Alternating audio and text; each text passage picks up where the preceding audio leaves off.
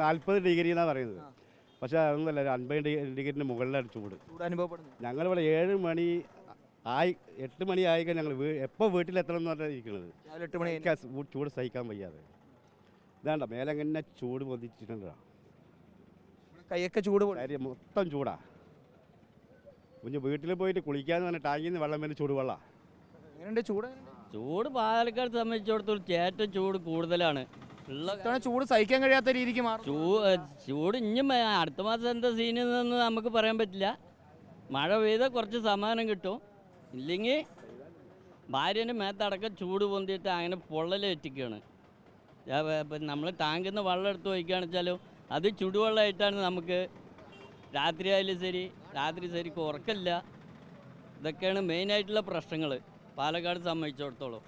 ഏറ്റവും വലിയ ചൂടാണ് പാലക്കാട് ഉള്ളത്.